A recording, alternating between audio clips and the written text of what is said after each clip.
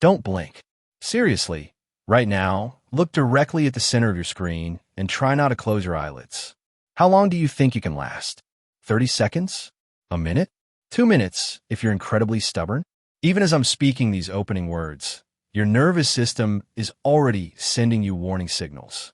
Your eyes are starting to feel heavy, a slight sting is developing in the corners, and an overwhelming primal urge is building, pushing you to snap those eyelids shut.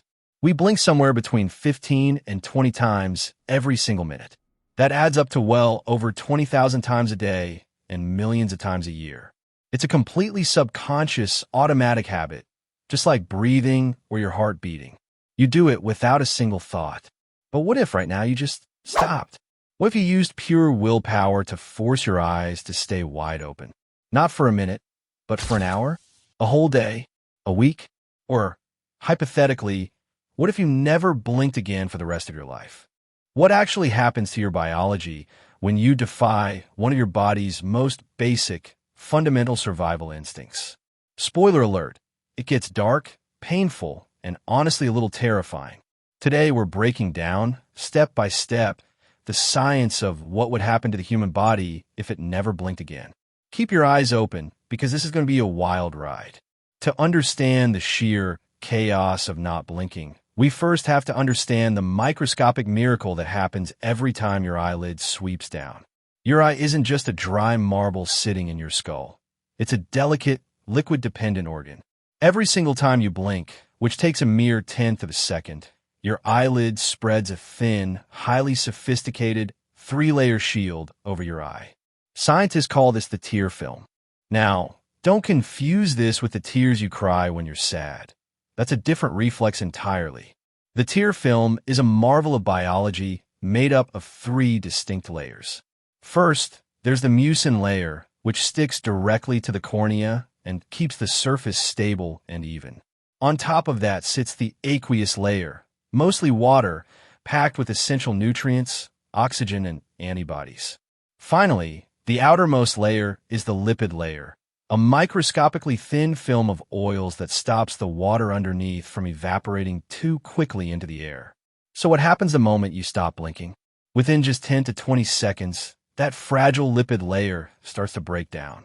The ambient air in your room begins evaporating moisture right off your cornea, the crystal clear front surface of your eye.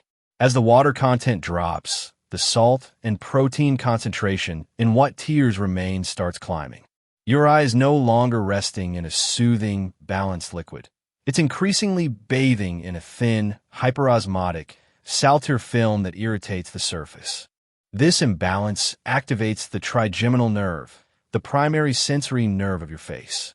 It floods your brain with warning signals. Your brain reads this as a problem that needs fixing immediately.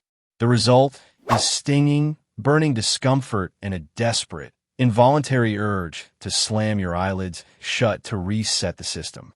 In a normal, healthy person, this reflex is so strong that voluntarily overriding it for more than a minute or two is genuinely difficult. Let's say, hypothetically, you have superhuman willpower or your eyes are held open by force, the way researchers once did to study rabbits' corneas in classic ophthalmology experiments. You push through the initial burning, past the tears streaming down your cheeks as your body desperately tries to compensate, and you make it to hour 1. By this point, your vision is no longer crisp. The cornea needs a perfectly smooth, uniform layer of tears to properly refract and focus incoming light onto your retina. Without that smooth optical surface, light starts to scatter unevenly. The world can start to look hazy, softened, and harder to focus on clearly. But blurry vision would be the least of your worries. Think about the air you breathe every day. Even in a clean room, the air carries invisible particles, microscopic dust, pollen, skin cells, and fine fibers. Normally, your blinking eyelids act like windshield wipers on a car in the rain, continuously sweeping these particles toward your tear ducts and away from the sensitive surface of your eye. Without that wiping mechanism, some of these tiny particles can settle directly onto an increasingly dry, exposed cornea. With little to no protective liquid layer to cushion them, Trapped particles can act like fine grit whenever the eye moves, left, right, up, or down. Repeated microfriction against the delicate epithelial cells of the cornea can create small scrapes and irritation, what doctors call corneal abrasions. In real clinical cases, for example, patients under anesthesia whose eyes aren't properly protected, or people with conditions that prevent normal blinking, this kind of surface damage is a well-documented risk, and it's part of why anesthesiologists tape patients' eyelids shut during surgery. Now let's push the thought experiment further. If somehow this dryness and irritation continued unchecked for days, again, something that would never actually happen to a healthy person, because the blink reflex and reflex tearing are simply too strong to override for that long, you'd be entering genuinely dangerous territory for eye health. Here's why. Your tear film isn't just a moisturizer and a windshield wiper. It's also part of your eye's frontline defense system. Human tears contain antimicrobial proteins, most notably an enzyme called lysozyme, which breaks down the cell walls of certain bacteria on contact, along with antibodies and other protective compounds. Without a functioning tear film, that defense weakens considerably. Any surface damage from prolonged dryness, those microscopic scrapes we talked about, becomes far more vulnerable to infection. Bacteria like Pseudomonas aeruginosa or Staphylococcus aureus, which are common on skin and in the environment, could settle into damaged tissue and begin multiplying. In real clinical cases where the cornea is chronically exposed, a condition doctors actually call exposure keratopathy, seen in patients with facial nerve damage, severe dry eye disease, or eyelids that don't close properly, this can progress toward a corneal ulcer if left untreated. A corneal ulcer is a serious medical emergency. The eye becomes red, swollen, and can develop cloudy or white patches where the normally transparent cornea loses its clarity. Doctors treat this urgently with antibiotic drops because if scarring reaches the central cornea, it can permanently affect vision.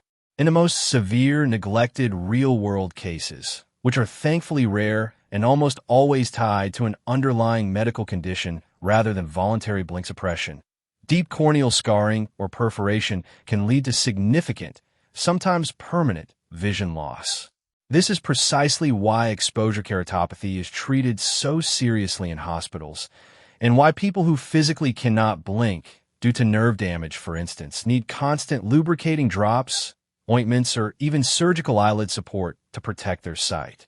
So just how long can a person actually go without blinking?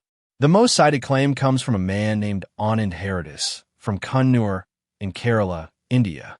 Using a yogic staring technique called Tritaka, which he trained for over a year, he reportedly kept his eyes open for 1 hour and 31 minutes in 2021. It's worth being precise here. This record was recognized by the India Book of Records, not by Guinness World Records. Guinness generally avoids certifying records that could pose a risk of injury, and not blinking falls into that category. Haridas has said that when he first tried, he couldn't even make it past 5 minutes without intense pain and heavy tearing, and that it took months of gradual practice to build up his tolerance. For the rest of us, this whole thought experiment really just highlights how well-designed the blink reflex actually is. It's not a flaw or an inconvenience. It's a beautifully efficient defense system that keeps your eyes clear, hydrated, clean, and protected thousands of times a day without you ever having to think about it. So go ahead, do yourself a favor and give your eyes a few good, slow blinks right now, especially if you've been staring at a screen this whole video, since screen time is well known to reduce our natural blink rate and contribute to digital eye strain. If you found this deep dive into the science of blinking fascinating, let us know in the comments. How long did you actually last at the start of this video? Thanks so much for watching. Take care of your eyes, and we'll see you in the next one.